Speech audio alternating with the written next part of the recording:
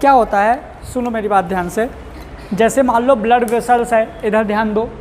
जैसे मान लो ये ब्लड वेसल्स है, ठीक है, और ब्लड वेसल्स में अभी ब्लड भरा हुआ है। क्या है? ब्लड भरा हुआ है। अब क्या होता है, याद करो, एडीएच हार्मोन याद करो, anti diuretic hormone.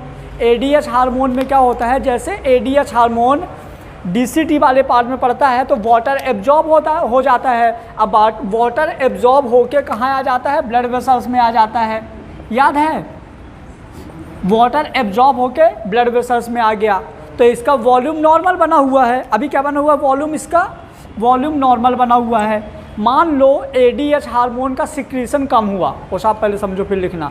ADH hormone का सिक्रीशन कम हुआ, एडीएच हार्मोन का सिक्रीशन कम होगा तो जो वाटर एब्जॉर्ब हो रहा था वो कम एब्जॉर्ब होगा।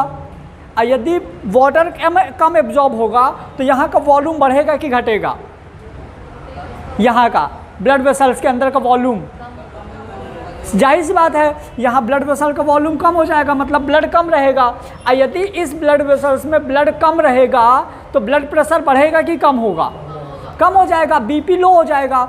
जैसे बीपी लो हो जाता है तो अब मतलब इस केस को नॉर्मल कैसे लाना है वो समझो।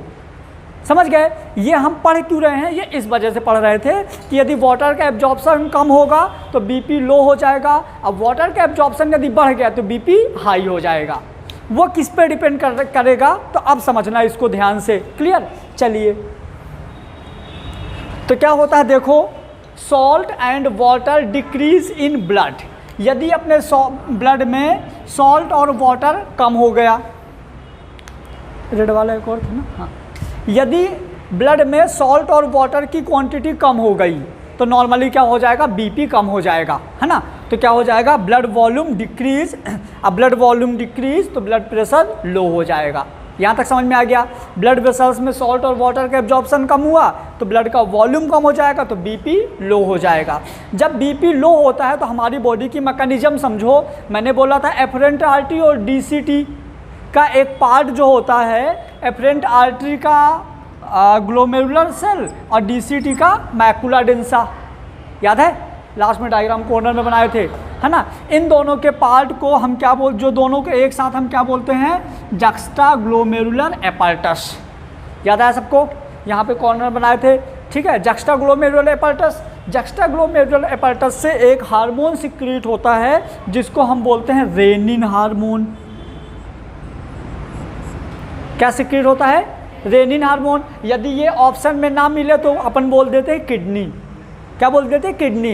लेकिन ये किडनी के अंदर का पार्ट है तो रेनिन हार्मोन सिक्रीट होता है। रेनिन हार्मोन क्या करता है कि जो लीवर से एंजियोटेंसिनोजन हार्मोन सिक्रीट होता है तो रेनिन हार्मोन एंजियोटेंसिनोजन को एंजियोटेंसिनोजन फर्स्ट में कन्वर्ट कर देता है और ये एंजियोटेंसिनोजन फर्स्ट एंजियोटेंसिनोजन सेकेंड में कन्वर्ट हो गया। एंजियोटेंसिन ये भी हार्मोन्स है, ठीक है। एंजियोटेंसिन सेकेंड में। अब ये एंजियोटेंसिन सेकेंड हार्मोन जो होता है एड्रिनल ग्लैंड से एल्डोस्टेरोन के सिक्रीशन को बढ़ाता है। मानिए सीधा समझो बेटा, जो एंजियोटेंसिन एजेंट सेकेंड है तो एड्रिनल ग्लैंड को मतलब एक्टिवेट करता है एड्रिनेलिन या एडीएच हार्मोन के सिक्रीशन। ये लिखा था एल्डोस्टेरोन सिक्रीशन के लिए। समझो, यहाँ से फिर से समझो एक बात। ग्लोमेरुलर एपैरेटस ये क्या काम करता है? रेनिन हार्मोन सिक्रीट करता है। रेनिन हार्मोन क्या काम करता है? एंजियोटेंसिनोजन को एंजियोटेंसिनोजन फर्स्ट में और एंजियोटेंसिनोजन फर्स्ट किस में? सेकेंड में। क्लियर हुआ? एंजियोटेंसिनोजन सेकेंड में। अब एंजियोटेंसिनोजन से सेकेंड होता है वो एड्रिनल ग्लैंड को एक्टिव करता है एल्डोस्टेरोन सिक्रीशन के लिए या एडीएच के सिक्रीशन के लिए। अब एडीएच का सिक्रीशन बढ़ जाएगा तो एडीएच किस में जाएगा? डीसीटी वाले पार्ट में। तो किसका एब्जॉर्प्शन बढ़ जाएगा? सॉल्ट का। तो जैसे एडीएच का सिक्रीशन बढ़ता है तो सॉल्ट का एब्जॉर्प्शन बढ़ जाएगा। साथ में वाटर भी आप लिख सकते हो, वाटर और सॉल्ट का एब्जॉर्प्शन बढ़ जाएगा। वाटर और सॉल्ट का वाटर एंड सॉल्ट का एब्जॉर्प्शन इन ब्लड। याद करो, ब्लड वेसल में एब्जॉर्प्शन बढ़ गया तो क्या हो जाएगा? ब्लड का वॉल्यूम बढ़ जाएगा। वॉल्यूम बढ़ जाएगा तो बीपी बढ़ जाएगा, है ना। और इस तरह से ब्लड प्रेशर अपना नॉर्मल हो गया। यही एक और काम करता है जो एंजियोटेंसिनोजन सेकेंड होता है ना। देखो, दो चीज़ें थी। मैंने बोला था कि जैसे मान लो ये ब्लड वेसल्स में ब्लड कम हो गया तो बीपी लो हो गया। अब बीपी को नॉर्मल करने के लिए अपन ऐसा भी तो कर सकते हैं, इनको सिकोड़ दें तो भी ब्लड नॉर्मल हो जाएगा, ठीक है। तो ये भी काम करता है। जो एंजियोटेंसिनोजन सेकेंड होता है ना, वैसो कॉन्ट्रिक्शन, वैसो यानी वेसल्स, कॉन्ट्रिक्शन यानी कॉन्ट्रैक्ट, तो ये इसको क्या कर देता है, कॉन्ट्रैक्ट। तो जैसे वैसो कॉन्ट्रैक्शन इसको कॉन्ट्रैक्ट करेगा तो बीपी बढ़ जाएगा।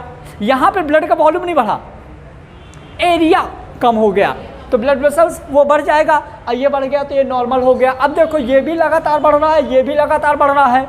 यदि आप इसको नहीं रोकोगे तो कंटिन्यू लगातार बढ़ता रहेगा, एक टाइम बाद फट जाएगा। तो ये ऐसा ना हो, समझ गए ना। देखो यहाँ से आपने बीपी बढ़ा दिया, यहाँ से ब्लड प्रेशर बढ़ा दिया, ब्लड प्रेशर बढ़ा, धीरे धीरे नॉर्मल हुआ, नॉर्मल के बाद भी तो बढ़ेगा। प्रियंका लिखो मत, डिस्टर्ब हो रहा है। यहाँ से बढ़ रहा है, यहाँ से बढ़ रहा है, एक टाइम बाद बढ़ता रहेगा, बढ़ता रहेगा।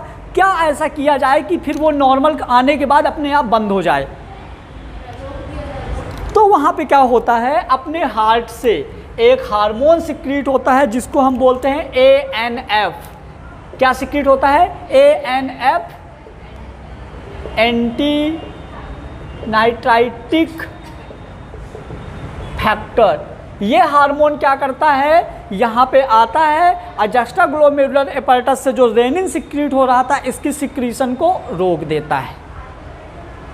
कब? जब ये नॉर्मल होता है, ठीक है। तब आके इसको रोक दिया, रेनिन का सिक्रीशन रोक गया तो ये इसमें कन्वर्ट नहीं होगा, ये कन्वर्ट नहीं होगा तो ये नहीं होगा, ये नहीं होगा, यहाँ पे क्या बना रहेगा, फिर नॉर्मल बना रहेगा। आगे समझ में तो ये होता है हमारा कि जो वाटर का एब्जॉर्प्शन वगैरह होता है वो किस हिसाब से काम करता है। तो ये बहुत अच्छा है, इसको भी नोट कर लो। यहाँ पे देखो दो चीज़ें पता चल गई, लीवर से एंजियोटेंसिनोजन, मैकुला डेंसा से रेनिन और हार्ट से ANF, ये तीनों आते हैं एग्जाम में, नोट कर लीजिए।